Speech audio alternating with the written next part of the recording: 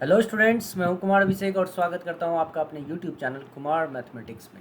Students, CUET general test paper 3 की पढ़ाई चल रही है। अब तो मुझे लगता नहीं है कि बताने की कुछ खास ज़रूरत है।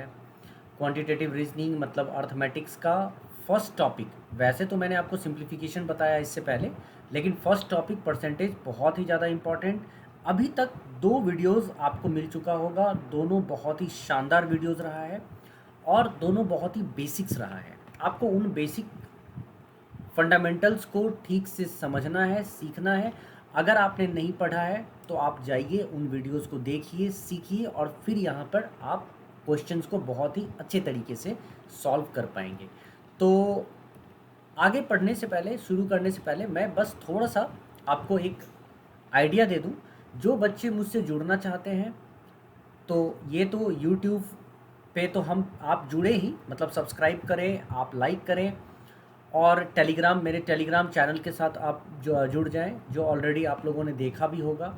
टेलीग्राम चैनल के बारे में इन्फॉर्मेशन आपको होगा तो वैसे तो डिस्क्रिप्शन बॉक्स में भी है। और ये देखो, ये है टेलीग्राम चैनल।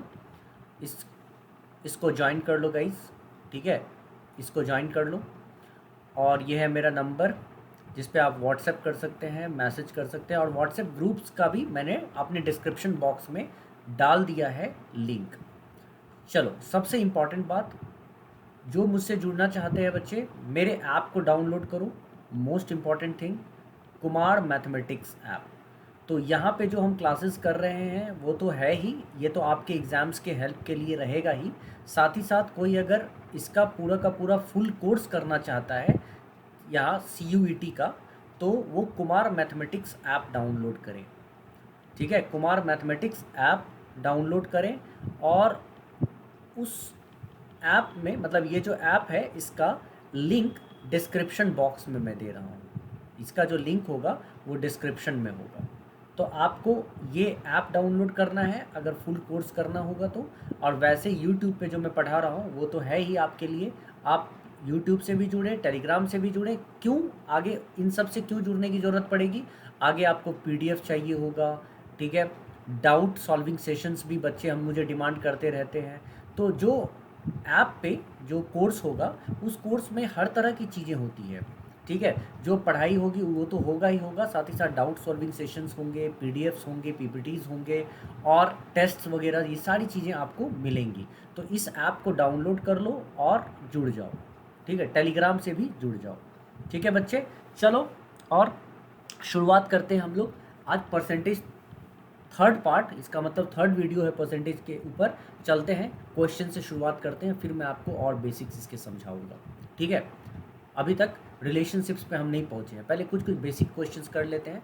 मुझे य, मुझे याद है कि लास्ट टाइम आप लोगों ने क्या पढ़ा था, इस क्वेश्चन तक किया था। तो अभी हम सबसे पहले कुछ बेसिक क्वेश्चंस को निपटाएंगे गाइस, उसके बाद हम लोग आगे फोर्थ नंबर क्वेश्चन से कुछ कॉन्सेप्ट सीखेंगे।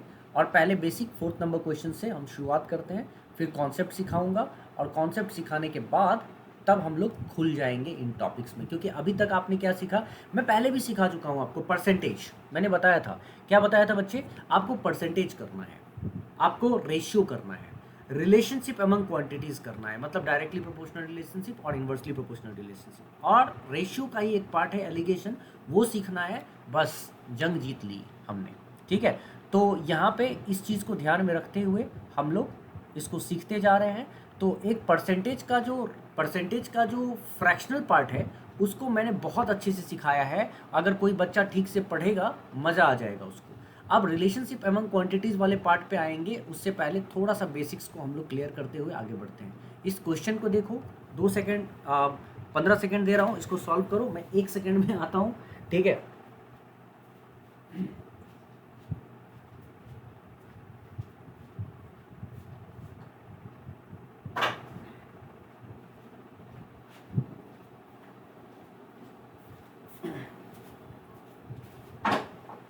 चलो, a student has to obtain 33% of the total marks to pass. He got 125 marks and failed by 40 marks. The maximum marks are. ठीक है बच्चे, इस क्वेश्चन को देखो क्या कहा जा रहा है। एक स्टूडेंट को 33% मार्क्स चाहिए अगर उसको पास होना है। तो उसे 125 मार्क्स आता तो है, लेकिन वो 40 मार्क्स से फेल हो जाता है।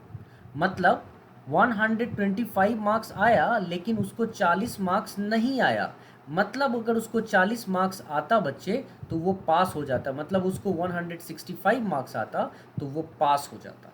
ठीक है, और पास होने के लिए चाहिए कितना, 33% मार्क्स।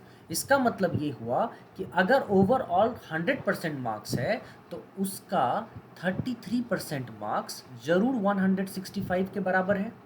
ठीक है, इसीलिए मैं 165 को किससे रिप्रेजेंट करूँगा, 33% से बच्चे रिप्रेजेंट करूँगा। और इसीलिए जब मैं इसको 100 से मल्टीप्लाई करता हूँ तो ये क्या देता है हमको, 500। मैं कहूँगा ओवरऑल मार्क्स कितना हुआ, 500। अब बच्चों के मन में सवाल उठ रहा होगा, सर 100 से क्यों मल्टीप्लाई कर रहे हो।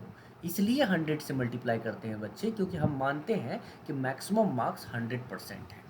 तो इसको मैं सिखा देता हूँ आपको कैसे। जैसे देखो, 33% पासिंग मार्क्स है परसेंटेज टर्म में, और 165 मार्क्स है परसेंटेज टर्म में, मार्क्स में। तो अगर मैं 33% को 165 मार्क्स के इक्वल रखूं तो 1% किसके बराबर होता है बच्चे, 165/33।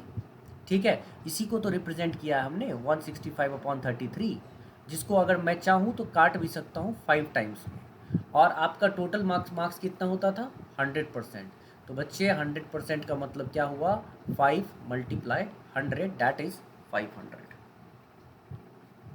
ठीक है, आगे बढ़े, नेक्स्ट क्वेश्चन पे आ जाओ। देखो, एकदम मजेदार मजेदार क्वेश्चन लेकर आया हूँ। ठीक है, सुनो। A candidate gets 20% marks but declared fail by 40 marks. Had he obtained 32%, he would have got 32 more marks than it was required to pass. Find the passing percentage. बच्चों, बताया जा रहा है कि एक बच्चा, एक कैंडिडेट, एक प्रत्याशी 20% मार्क्स लाता है, लेकिन वह 40 मार्क्स से फेल हो जाता है। अगर उसने 32% मार्क्स स्कोर किया होता, ऑब्टेन किया होता, तो जितना मार्क्स पास होने के लिए चाहिए उससे 32 अधिक मार्क्स वो लाता। तो पासिंग परसेंटेज क्या है, ये हमारा सवाल है। देखो बच्चे, मैं इस सवाल को कैसे करूँगा। मैं मानता हूँ, मैं एक बाउंड्री फिक्स करता हूँ कि ये है पासिंग परसेंटेज का एरिया, यहाँ पहुँचना है बच्चे। ठीक है, मान लो कोई बच्चा वहाँ नहीं पहुँचा है। मान लो किसी बच्चे को आता है 20% मार्क्स, 20%, तो वो फेल हो गया, मतलब यहाँ नहीं पहुँच पाया। कितने मार्क्स से, 40 मार्क्स से। तो मतलब वो 40 मार्क्स पीछे रह गया। तो मैंने दिखाया -40 से कि वो पीछे रह गया 40 मार्क्स, मतलब इस दीवार तक नहीं पहुँच पाया। चलो कोई बात नहीं। अगर हैड ही ऑब्टेन 32%, मतलब अगर वो 32% मार्क्स लाता, अगर वो 32% मार्क्स लाता तो वो इस दीवार से कहीं आगे निकल जाता, मतलब पासिंग मार्क्स से 32 मार्क्स अधिक लाता। ठीक है, पहले 40 मार्क्स कम था। ठीक है, अब पासिंग से 32 अधिक हो गया। तो मैंने क्या देखा यहाँ पे कि जो डिफरेंस है, जो डिफरेंस है परसेंटेज ऑफ मार्क्स का 20 से 32 में, वो 12% का है। ठीक है, और यहाँ पे मार्क्स का डिफरेंस क्या है, मैंने 20 से 32 जाने में पहले तो इस यहाँ से यहाँ कवर करना पड़ेगा 40 मार्क्स, और फिर यहाँ से यहाँ कवर करना पड़ेगा 32, मतलब टोटल मार्क्स का डिफरेंस कितना है। तो डिफरेंस कैसे निकालते हैं बच्चे, ऐसे निकालते हैं ना, 32, ठीक है, माइनस यहाँ -40 अगर मैं लिख दूँ तो ये हो गया 32 प्लस 40 72, ठीक है, 72। तो इसका मतलब 12% का गैप 72 के इक्वल है, राइट। तो अगर मैं इसको यूँ लिखूँ, 12% का गैप 72 के इक्वल है, तो 1% का गैप 72/12 6 के इक्वल होगा। तो अगर कोई मुझसे पूछता कि ठीक है मैक्सिमम मार्क्स कितना था, तो अगर 1% 6 के बराबर, तो 100% मैक्सिमम मार्क्स होता है, तो 100 इंटू 6 मैं आराम से बोलता 600 आंसर। लेकिन ये तो बोला नहीं गया है। हमसे क्या पूछा गया है? हमसे पूछा गया है कि बताओ पासिंग परसेंटेज कितना है। बच्चे पासिंग परसेंटेज जब निकालना हो ना, तो ये देखो कितने परसेंट पे फेल हो गया वो। 20% ला के वो फेल हो चुका है। कितना परसेंट मार्क्स से फेल हो गया है? कितना मार्क्स से फेल हो गया है? 40 मार्क्स से। तो मैं एक काम करूँगा, मुझे पता है 20% लाकर फेल हो गया है और मुझे पासिंग परसेंटेज चाहिए, इसीलिए मैं देखूंगा कितने मार्क्स से फेल हुआ है और उतने मार्क्स को मैं परसेंटेज में कन्वर्ट कर दूंगा।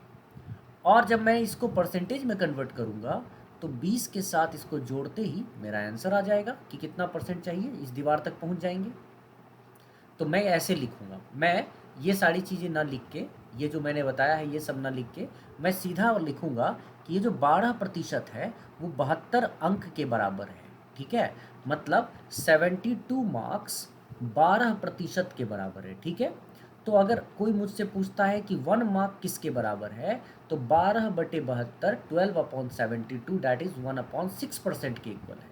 मतलब बच्चे अगर 1 मार्क को परसेंटेज में कन्वर्ट करना पड़े तो वो हो जाएगा 1/6%, राइट।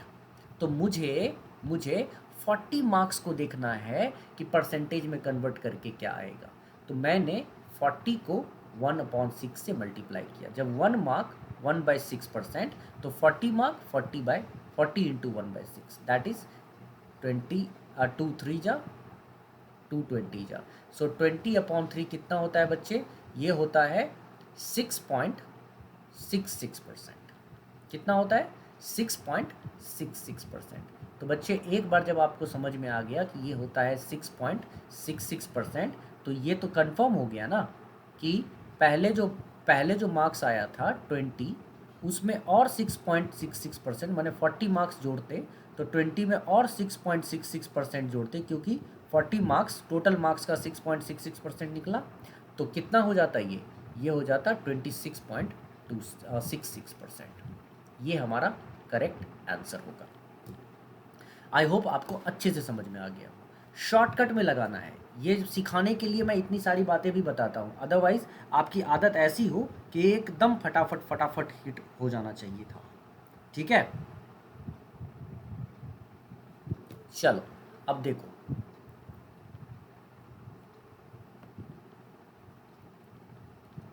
अब छोटी सी बात समझो। मैं कहता हूं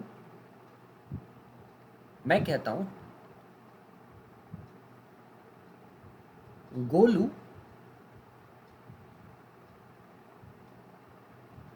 earns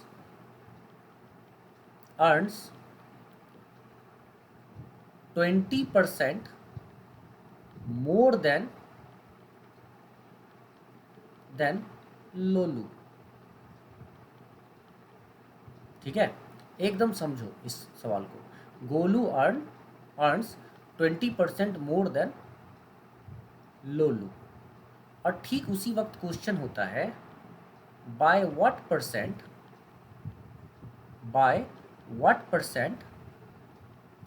लोलू earns less than Golu. ठीक है, देखो बच्चे, ये मैं बेसिक बात सिखाने के लिए ये सारी चीज़ें बता रहा हूँ। यहाँ पे क्या होता है कि जब यहाँ 20% की बात आ गई ना, कि तो हमें ये देखना होता है कि Golu is earning 20% more than Lolu, by what percent Lolu earns less than Golu, यही ना। अब देखो, एक तरफ मैं लिखता हूँ गोलू, एक तरफ मैं लिखता हूँ लोलू। अब देखो, अगर 20% के जगह पे मेरे पास होता कि Golu earns 20 rupees more than Lolu, मतलब ये कि सपोज लोलू 60 रुपी अर्न करता है, ठीक है, और Golu earns 20 rupees more than Lolu, इसका मतलब गोलू कितना करता है? 80 रुपीज़ अर्न। तो हम लोग कह सकते हैं Golu is earning 20 rupees more than Lolu, और इसका उल्टा भी कह सकते हैं Lolu is earning 20% less than Golu. मतलब अगर गोलू लोलू से 20 रुपये अधिक कमाता है, ठीक है, तो लोलू गोलू से 20 रुपये कम कमाता है। ये एकदम सही है ना। जब हम एक्चुअल वैल्यू रुपीस की बात कर रहे हैं तो गोलू लोलू से अगर 20 रुपये अधिक कमा रहा है तो लोलू गोलू से 20 रुपये कम कमा रहा है, ठीक है। लेकिन बच्चे जब हम बात करते हैं यहाँ पे परसेंटेज की, ठीक है, तो परसेंटेज में क्या होता है देखना, एक तरफ मैं गोलू लिखता हूँ, एक तरफ मैं लोलू लिखता हूँ। तो परसेंटेज में तो अब हमें पता है ही नहीं कितना कौन कमाता है। तो यहाँ पे क्वेश्चन पढ़ता हूँ मैं कि Golu earns 20% more than Lolu. इसका मतलब ये हुआ कि अगर लोलू कुछ कमाता है तो गोलू उससे 20% अधिक कमाता है।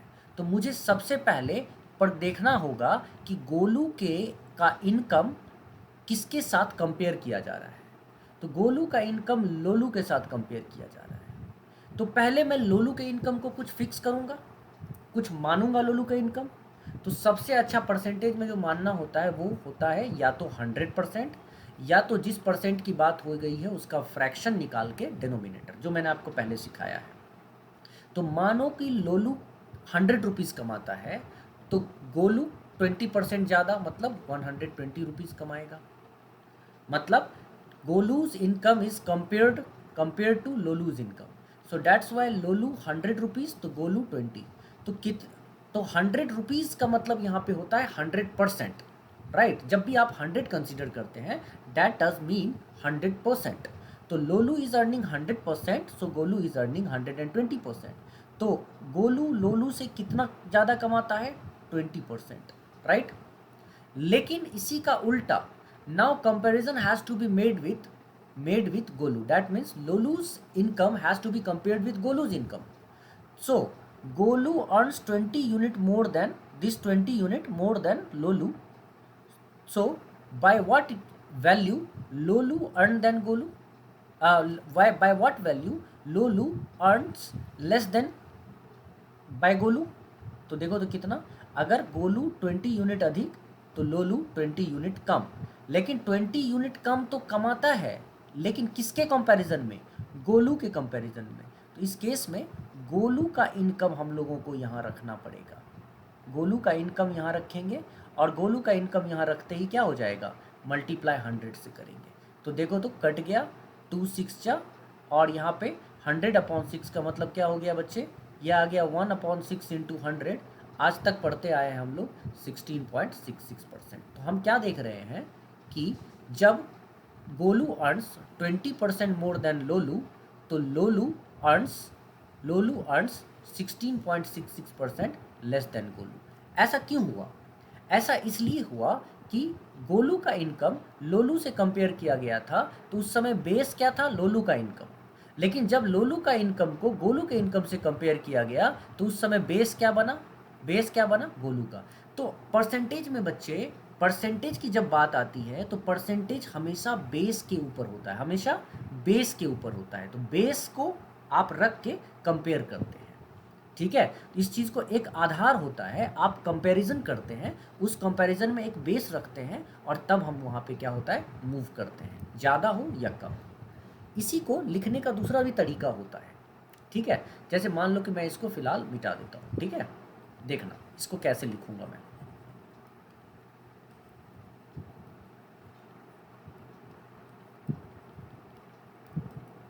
ठीक है, कैसे कंपैरिजन करूंगा मैं, समझना। अब मैं अगर मान लो इसको ऐसे लिखता हूँ, पहले तो मैं क्या करूँगा, 20% का फ्रैक्शन वैल्यू लिखूंगा।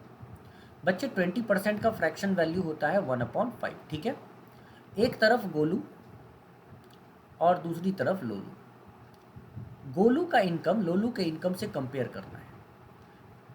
गोलू का इनकम 20% मोर देन लोलूज इनकम है। तो मैं लोलू के इनकम को अगर बच्चे 5 यूनिट मानता हूँ तो गोलू का इनकम क्या हो जाएगा, 5 एडेड टू 1 6 यूनिट। लोलू का इनकम अगर 5 यूनिट तो गोलू का इनकम कितना, 6 यूनिट। कोई दिक्कत?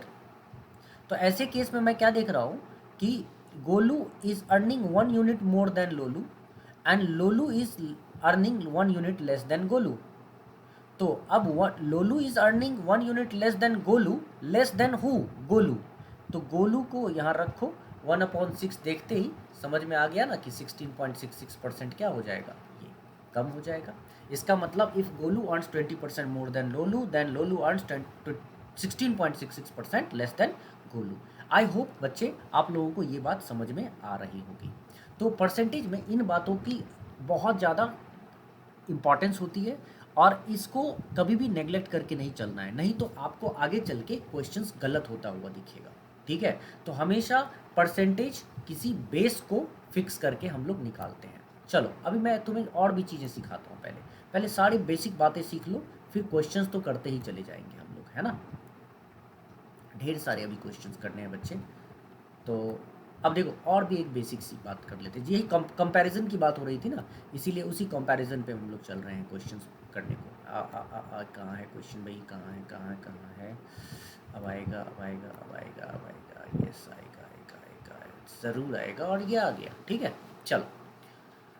2 numbers are less than the third number by 30% and 37% respectively. By what percentage second number is less than that of first? अभी सुना क्वेश्चन को, क्वेश्चन ने क्या कहा, क्वेश्चन ने बहुत ही साधारण ढंग से हमें समझा दिया कि two numbers are less than the third number. मतलब पहले दो numbers, first number and second number मान लो, वो किसी तीसरे नंबर से, थर्ड नंबर से 30% और 37% कम है, are less than. So two numbers are compared with third number. ठीक है, तब पूछा गया है by what percentage second number is less than that of first. अब कंपेयर करके बताना है हमें सेकेंड नंबर फर्स्ट से कितना कम है। तो बच्चे हमारे पास यहाँ पे 3 नंबर्स दिया गया है, फर्स्ट, सेकेंड, थर्ड, और पहले दो नंबर्स का कंपैरिजन तीसरे के साथ किया गया है। तो पहले बच्चे तीसरे नंबर को कुछ मान लें तभी तो कंपेयर हो पाएगा ना। तो अगर तीसरे नंबर को हम मान लेते हैं कि third number is 100, then first number is 30% less than, first number is 30% less than third, तो 100 में 30% कम किया तो 70, and second number is 37% less than first, less than third, तो सेकेंड नंबर 63 हो गया, राइट। अब देखो by what percentage second number is less than that of first. अब देखो तो परसेंटेज तो बाद में देखेंगे, पहले तो हम ये देख लेंगे कि second number is 7 unit less than first और first number is 7 unit more than second. तो अब परसेंटेज की जब बात आएगी तो क्वेश्चन में है by what percentage second number is less than that of first, comparison has to be made with first. मतलब पहले संख्या से कंपेयर करना है। तो सबसे पहले हम देखेंगे कि सेकेंड नंबर फर्स्ट से कितना कम है, 7 यूनिट कम है। किससे, फर्स्ट से। तो पहले वाले को नीचे रखो, जिससे कंपेयर करना है, मल्टीप्लाई करो 100 से, 0 तो काट दो, 7 7 कट गया, 10% कम है। इसका मतलब second number is less than that of first by 10%। ये हो गई एक बात। दूसरी बात, अगर यही क्वेश्चन बदल के पूछा जाता, यही क्वेश्चन हमसे पूछा जाता बाय व्हाट परसेंटेज, इसको फर्स्ट कर देते हैं, bye what percentage first number is, इसको मोर कर देते हैं, मोर देन, और फर्स्ट को कर देते हैं second. By what percentage first number is more than that of second. तो सबसे पहले हम देखेंगे first number is more than that of second by 7 unit, than that of second कितना, 63, नीचे रखो 63, मल्टीप्लाई 100, देखो तो 7 9 जा, तो 100/9 कितना होता है भाई, 11.11%, 11.11%। तो इस केस में हमारा 11.11% होता है। तो डिपेंड करता है किसके साथ कंपेयर करने के लिए कहा गया है, हम उसके साथ कंपेयर करके आंसर निकालेंगे। अच्छा, ऐसा भी कभी कभी पूछ सकते हैं कि what percent of first number is second. इसी में अगर ऐसा पूछ दिया गया व्हाट परसेंट, मैं यहाँ लिख देता हूँ बच्चे, what percent of second number is first, इसमें सीधा सीधा कंपेयर करने को है। ठीक है, कि second number, what percent of second number is first. ठीक है, मतलब पहला नंबर जो है वो दूसरे नंबर का कितना परसेंट है। तो पहला नंबर किसका, दूसरे नंबर का। फर्स्ट नंबर सेकंड का कितना परसेंट है, तो सेकंड को नीचे रखिए जिसका आपको परसेंट निकालना है, ऊपर रखिए 70 को मल्टीप्लाई कर दीजिए 100 से। देखिए कितना परसेंट है, ये रहा 9, 7 9 जा, ये रहा 10, तो ये आ जाएगा आपको 1000/9, तो ये आ गया आपको 111.11%। ठीक है, इस तरीके से कोई भी सवाल किया जा सकता है। इसी में अगर पूछ दोगे what percent of first number is second, मतलब सेकंड को फर्स्ट कर दो, फर्स्ट को सेकंड कर दो, क्या हो जाएगा 63 ऊपर चला जाएगा। और किससे कंपेयर किया जा रहा है, फर्स्ट से, फर्स्ट नीचे 70 नीचे। तो आपको क्वेश्चन इसमें कितना भी घुमा के दे बच्चे, you will be means this questions will be actually easy for you to solve. थोड़ा कॉन्सेप्ट को समझो, मजा आएगा क्वेश्चन करने में। चलो अब ये सब क्वेश्चन देखो, मैं इन क्वेश्चंस को मैं तुम्हें तुरंत सॉल्व करना सिखाता हूँ। 35 is subtracted from a number, it reduces to its 80%। What is 4/5 of that number. बेटा एक तो ऑप्शन से भी कर सकते हैं, लेकिन उससे भी आसान तरीका ये है कि 80% का फ्रैक्शन वैल्यू पहले लिखो। 20% का फ्रैक्शन वैल्यू होता है 1/5, 40% का 2/5, 60% का 3/5, तो 80% का 4/5। इसका मतलब ये हुआ कि अगर ओरिजिनल नंबर हमारा कोई भी ओरिजिनल नंबर 5 यूनिट होगा, ठीक है, कुछ तो नंबर होगा ना, तो वो नंबर अगर 5 यूनिट होगा तो उसका 80% है 4। यही होता है ना इसका, कि ओरिजिनल नंबर अगर बच्चे 5 यूनिट है तो उसका 80% है 4। मतलब कोई भी ओरिजिनल नंबर में 35, यहाँ पे बताया गया है कि ओरिजिनल नंबर में 35 सब्ट्रैक्ट करके उस नंबर का 80% आ जाता है। मतलब 5 में कुछ सब्ट्रैक्ट करके 5 का 80% होता है 4। तो बच्चे 5 में क्या सब्ट्रैक्ट किया कि 4 आ गया, 5 को ओरिजिनल मानोगे तो उसका 80% 4 हुआ। तो 5 में क्या सब्ट्रैक्ट किया कि 4 आ गया, तो 5 में 1 सब्ट्रैक्ट किया जो 4 आ गया, 1 यूनिट। और यहाँ बोला गया है जिस ओरिजिनल नंबर की बात हो रही है, कहा गया है कि उस नंबर में 35 सब्ट्रैक्ट करोगे तो उस नंबर का 80% आएगा। तो सेम यहाँ पे है कि ओरिजिनल में 1 सब्ट्रैक्ट किया 1 यूनिट, तो ओरिजिनल नंबर का 80% आया। तो इसका मतलब कि ये जो 1 यूनिट है बच्चे, ये 35 के इक्वल है ज़रूर। और 1 यूनिट बच्चा अगर 35 के इक्वल है तो ओरिजिनल नंबर क्या है यहाँ पे 5, और ओरिजिनल नंबर यहाँ पे 5 है, तो इसका मतलब 1 यूनिट अगर 35, तो 5 यूनिट कितना हो जाएगा बच्चे, 5 × 35, ये हो गया ओरिजिनल नंबर। और बच्चे आपको ओरिजिनल नंबर अगर आ गया तो आपसे क्या पूछा गया है, what is 4/5 of that number, मतलब उसी नंबर का 4/5 क्या होगा। तो ये जो नंबर है इसका 4/5 होगा 5 × 35/4/5।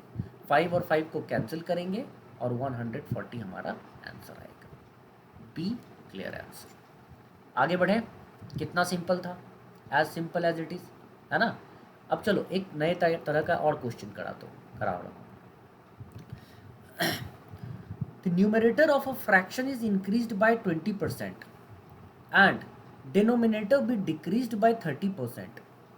New fraction becomes 4/5. New fraction becomes 4/5. What was the original fraction? बेटा एक बात ध्यान से सुनना, बहुत आसान सा सवाल है। जब आप किसी फ्रैक्शन को, ओरिजिनल फ्रैक्शन को लिखोगे तो आप लिखते हो x/y, मतलब x is numerator, is denominator, x/y।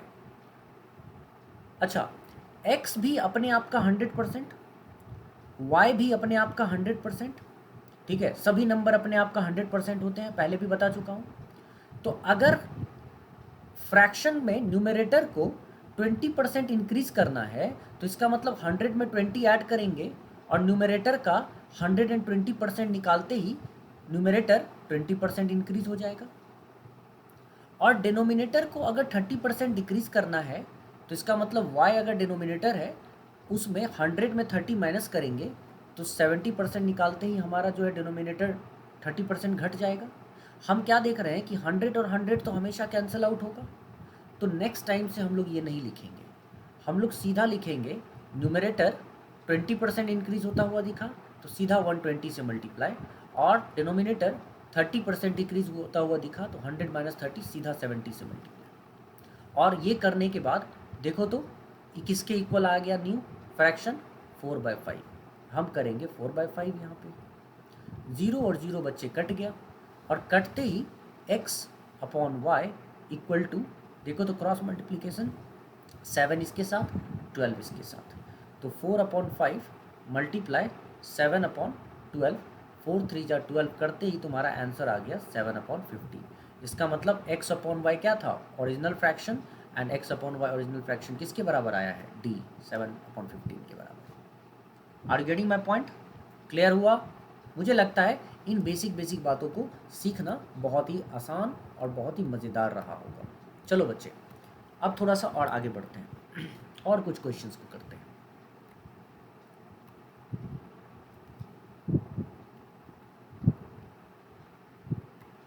अब मैं तुम्हें कुछ बारीकियां सिखाऊंगा मज़ेदार तरीके से, अच्छा लगेगा तुम्हें। चुन चुन के क्वेश्चन करा रहा हूँ, कैसे सीखना है हमको उस पर हम फोकस करेंगे, ठीक है?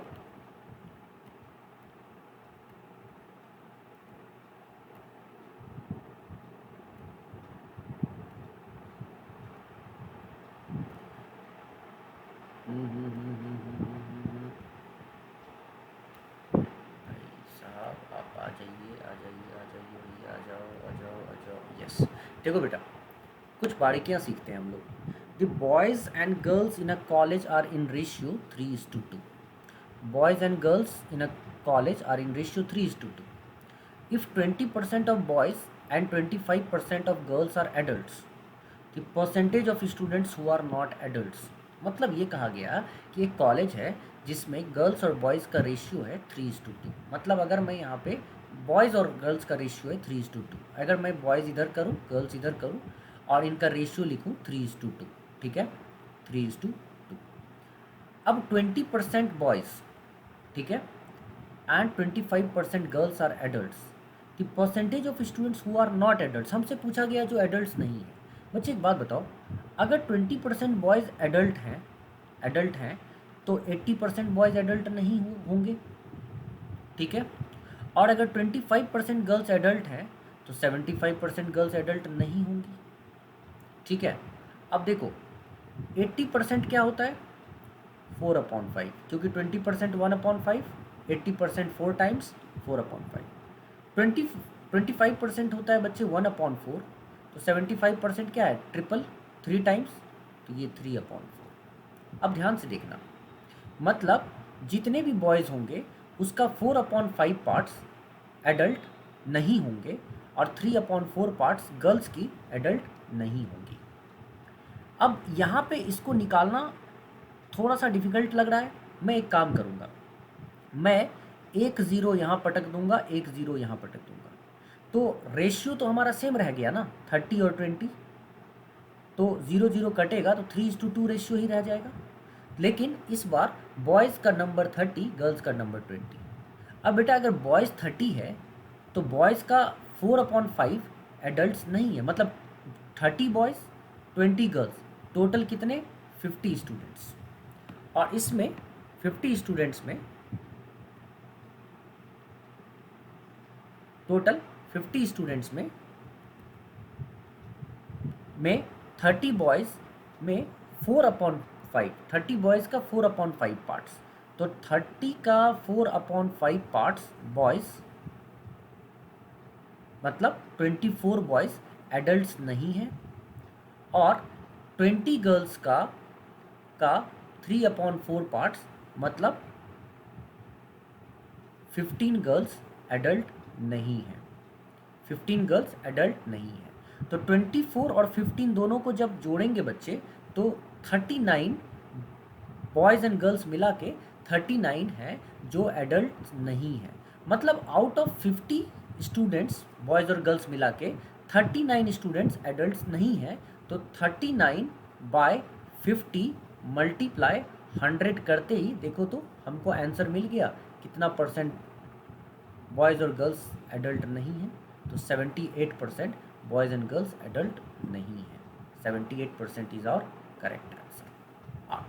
ये चीज़ सीखना होता है और इसी को अप्लाई करना है हमको आगे की चीज़ों में भी। ठीक है, चलो आगे देखो।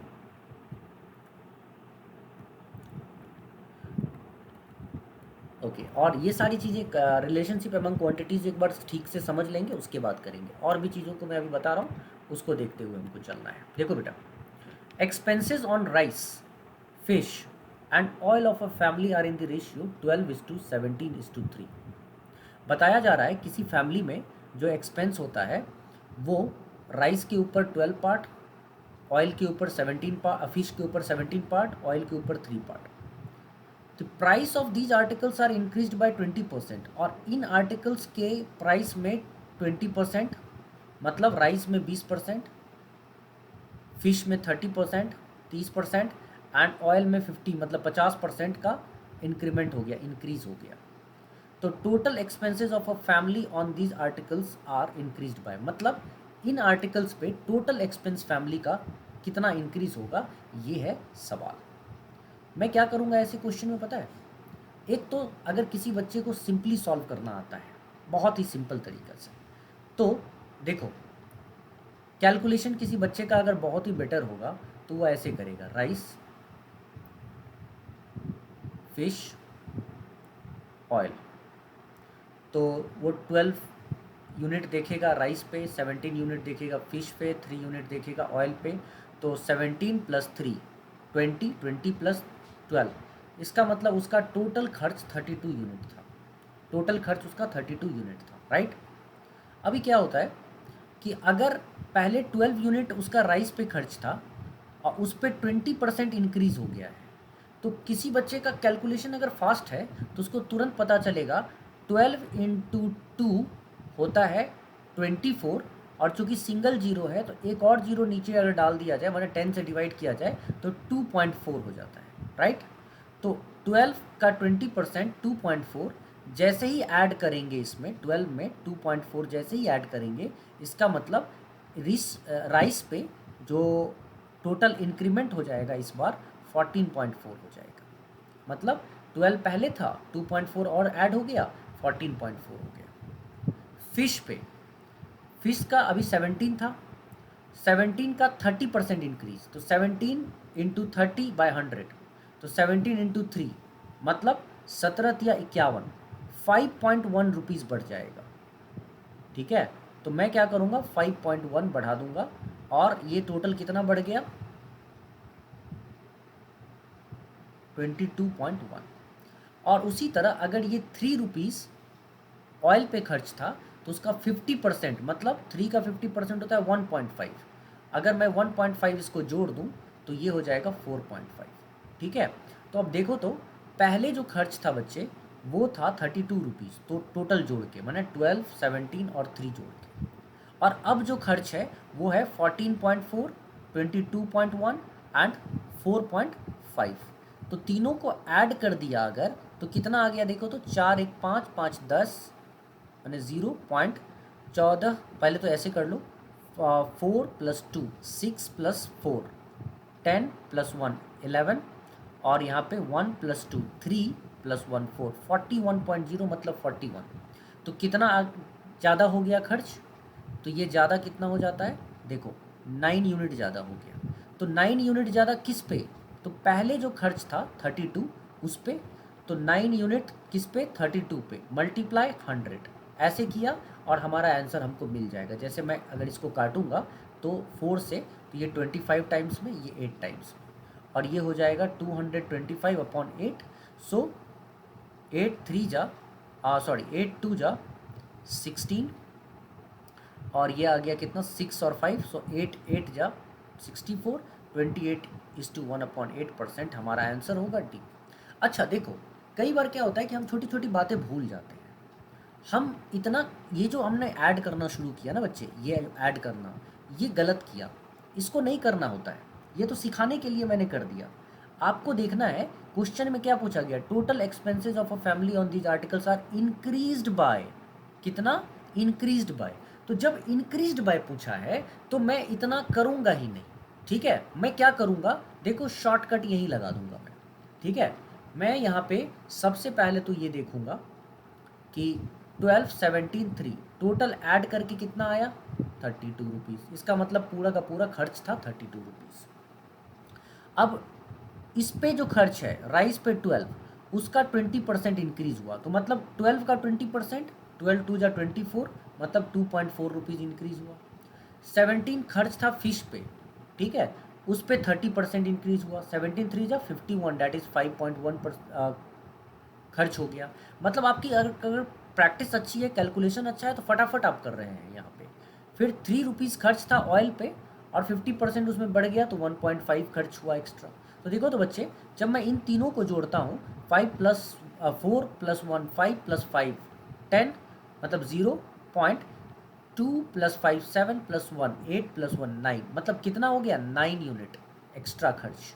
मतलब डायरेक्ट पता चल गया ना कि ये 9 यूनिट है। तो जब बच्चे डायरेक्ट 9 यूनिट पता चल गया, तो इसका मतलब 9 यूनिट एक्स्ट्रा किस पे खर्च हुआ है, 32 पे, मल्टीप्लाई 100। देखो तो वही चीज़ आ गया ना फटाफट। तो क्यों हम इतनी मेहनत करें बैठकर, इतनी मेहनत मैं क्यों करूं, जब मुझे डायरेक्ट सवाल देखकर समझ में आ रहा है कि इसमें क्या करना है, किस तरीके से हम करें कि हम जल्द से जल्द क्वेश्चन को सॉल्व कर सकते हैं। एक तो ये तरीका है। अच्छा, कई बार ऐसा होता है कि बच्चे कहते हैं कि सर इसमें तो आपका वो वाला मेथड कैसे लगेगा, मतलब फ्रैक्शन वाला मेथड कैसे लगेगा। तो बच्चे देखो, फ्रैक्शन वाला भी मेथड लगा सकते हैं हम लोग। सबसे पहले तो फ्रैक्शंस देखो क्या है, 20% 1/5 है, 30% 30/100 माने 3/10 है। ठीक, उसके बाद 50% 1/2 है। अब इस क्वेश्चन को थोड़ा साधारण बनाने के लिए मैं क्या करने जा रहा हूँ, ये जो 12, 17 और 3 है, राइस पे, फिश पे, ऑयल पे, तो मैं यहाँ पे इसको एक एक ज़ीरो उठा कर एक्स्ट्रा रख दूंगा। मैंने 12 के जगह 120 कर दूंगा, फिश में 17 के जगह 170 कर दूंगा, और ऑयल में 3 के जगह 30 कर दूंगा, और इन तीनों को ऐड करूंगा तो मेरा अभी जो खर्च हो रहा है वो 320 है। अब मैं ऐसा क्यों कर रहा हूँ, क्योंकि जब मैं इस फ्रैक्शन वैल्यू का इस्तेमाल करूँगा तो मुझे ज़्यादा कैलकुलेशन नहीं चाहिए भाई। मैं कैलकुलेशन वैल्कुलेशन में बिलीव नहीं करता ज़्यादा। तो इसलिए मैं क्या करूँगा, इसको ऐसा लिखने पे क्या होता है, देखो मेरा कैलकुलेशन आसान हो जाएगा कि पहले अगर राइस पे खर्च था 120 और आप 20% इंक्रीज़ करना चाहते हो, तो 5 में 1 ऐड करोगे, 6/5 से मल्टीप्लाई कर दो। ठीक है, फिर देखो तो 170 है, 30% क्या होता है, 3/10, 10 में 3 ऐड करो, मतलब अगर इंक्रीज़ करना चाहते हो तो 13/10 से मल्टीप्लाई करो। और लास्ट में पहले क्या खर्च था 30, यहाँ पे 50% बढ़ाना है, 2 में 1 ऐड करो, 3/2 से मल्टीप्लाई कर दो। अब देखो तो ज़रा क्या चल रहा है यहाँ पे, 5 24 बार में काट दिया मैंने, और 24 गुना 6 होता है बच्चे 144। ठीक है, 144 ऐसे करके बढ़ाना होता है। लेकिन लेकिन लेकिन लेकिन अब सवाल ये उठता है कि फिर से हम वहीं पे आएंगे, हम फिर से वहीं पे आएंगे कि जब हमको इंक्रीज ही पूछा गया है, ठीक है, जब हमको इंक्रीज ही पूछा गया है, तो बच्चे हम इंक्रीज ही क्यों ना निकाल लें। मेरी बात समझ रहे हो, जब इंक्रीज पूछा गया है तो हम इंक्रीज पे ही क्यों ना जोड़ डालें। मतलब 120 हमारे पास था, अगर इंक्रीज हुआ है कितना 20%, तो मैं 120 का 20% निकाल लेता हूँ, कितना 24। 70 का मैं 30% निकाल लेता हूँ, 3/10, कितना 17 3 जा 51। 30 का मैं निकाल लेता हूँ 50%, कितना 1/2 जो इंक्रीज हुआ है 15। देखो तो बच्चे कितना हो गया, 51, 24, 15, 90 आ गया। 4 1 5 और 5 10, 2 और 5 7 1 8 1 9, 90। तो कितना इंक्रीमेंट आया, कितना इंक्रीज हुआ, 90। किस पे हुआ, 320 पे, मल्टीप्लाई 100। देखो तुम्हारा काम वैसे भी हो गया, 9 पहले भी था, अब इसको 4 8 जा 25, सेम आंसर आ गया, 225/8, सेम आंसर आएगा, 28:1/8%। तो आई होप ये बात समझ में बच्चे आ रहा होगा आप लोगों को कि इसमें क्या चीज़ें करनी होती है, कैसे हम लोग फटाफट आंसर निकाल सकते हैं, टेक्निक्स क्या होता है, किन टेक्निक्स को यूज़ करना होता है, कैसे यूज़ करना होता है, इस चीज़ को समझते हुए हम अच्छे से अगर करें तो हमें एक एक बारीकियां समझ में आ जाएंगी, और जब बारीकियां समझ में आ जाती है तो फिर हमें कोई रोकने वाला नहीं होता है। ठीक है, तो चलो एक काम करते हैं कि आज की क्लास यहीं पर ख़त्म करते हैं। बार बार अभी थोड़ा सा क्या है, वीडियोस को लगातार देखते रहो, सीखते रहो, प्रैक्टिस करते रहो, बहुत कुछ प्रैक्टिस करने को है। और अभी समझो, धीरे धीरे बहुत सारी चीज़ें आएंगी, क्लासेस आता जाएगा। और इस बात को ध्यान रखना, कुमार मैथमेटिक्स ऐप डाउनलोड कर लो, कुमार मैथमेटिक्स ऐप डाउनलोड कर लो, डिस्क्रिप्शन बॉक्स में है। ठीक है, अगर जुड़ना चाहते हो और अच्छी तैयारी करना है तो, जिसमें कि पीडीएफ्स वगैरह सब डिस्कशन सेशंस, मैंने सब सारी बातें बता दी है। ठीक है, कि और टेस्ट वगैरह ऑर्गेनाइज़ कर सकता हूँ मैं, तो वहाँ पे डाउनलोड करो, डिस्क्रिप्शन बॉक्स में इसका लिंक दिया होगा। आगे की तैयारी के लिए, CUET की तैयारी के लिए बहुत ही इम्पॉर्टेंट होगा। और चैनल को सब्सक्राइब तो कर ही लेना, लाइक कर ही लेना, और टेलीग्राम वगैरह से भी जुड़ जाओ। टेलीग्राम का भी डिस्क्रिप्शन में लिंक होगा, मोबाइल का, व्हाट्सएप का भी, मोबाइल में जो हमारा ग्रुप है उसका लिंक होगा। जो भी है सबको कनेक्ट कर लो, ताकि कल को कुछ मान लो मिस भी होता है तो भी हम कनेक्टेड रहेंगे। चलो गाइस, आज के लिए रहने देते हैं। Thank you so much, enjoy, see you, take care and bye bye.